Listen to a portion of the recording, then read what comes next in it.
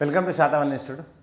మనకు last time ఎలా height ఉందో ఇప్పుడు కానిస్టేబుల్కు ఎస్ఐకి సేమ్ హైట్ ఉంది. అబ్బాయిలకు వచ్చేసి 167.6, అమ్మాయిలకు వచ్చేసి 152.5. అలాగే ఫిజికల్ ఈవెంట్ కూడా వాళ్ళకు సేమ్ ఉన్నాయి. అబ్బాయిలకు వచ్చేసి 100 meter, long jump, high jump, shot put 800.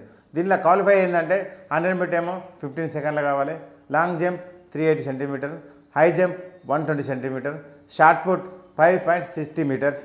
అలాగే 800 170 సెకండ్స్లో అబ్బాయిలకు అనేది క్వాలిఫై ఉన్నది.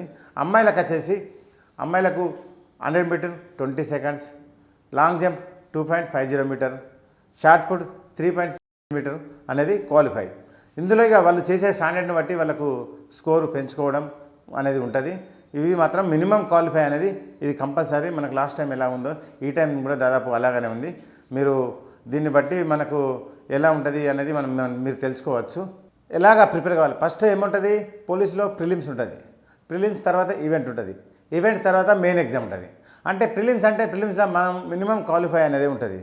తర్వాత ఈవెంట్ అనేది ఈవెంట్ స్కోర్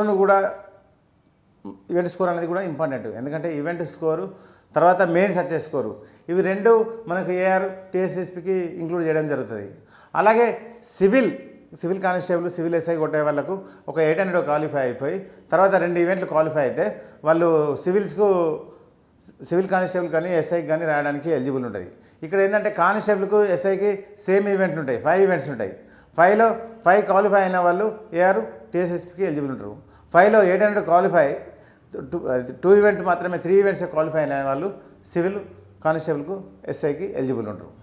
కాబట్టి మీరు ఎలాగ ప్రిపేర్ కావాలి, స్టార్టింగ్ నుంచెల్లే మన యొక్క టార్గెట్ కానిస్టేబుల్ పోలీస్ అనేది మనం ఎట్లా అవుతామంటే మనము ముందు నుంచెల్లే చాలామంది ఏం చేస్తారంటే అయితే రిటర్న్ మీదే ఎక్కువ ఫోకస్ చేస్తారు, లేకపోతే గ్రౌండ్ మీదే ఎక్కువ ఫోకస్ చేస్తారు.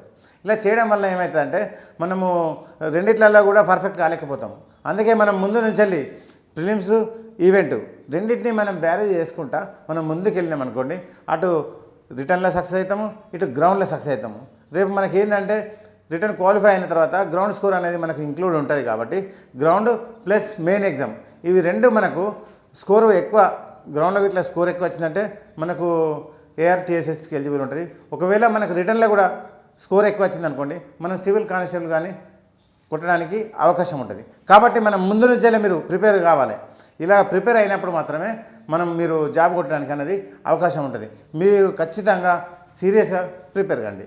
ఇంకోటి మనం ఈ ఇన్స్టిట్యూట్ 24th నుంచి వెళ్ళి మనం న్యూ బ్యాచెస్ స్టార్ట్ చేస్తున్నాము. ఈ న్యూ బ్యాచెస్లో మనం ఖచ్చితంగా 20% ఆఫర్ ఇస్తాము. దాన్ని మీరు ఖచ్చితంగా సద్వినియోగం చేసుకోండి. మన దగ్గర గ్రౌండ్ రిటర్న్ రెండు పర్ఫెక్ట్ ఉంటాయి.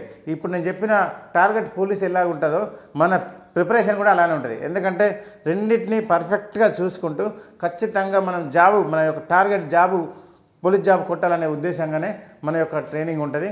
మీరు ఖచ్చితంగా దీన్ని యూజ్ చేసుకోండి.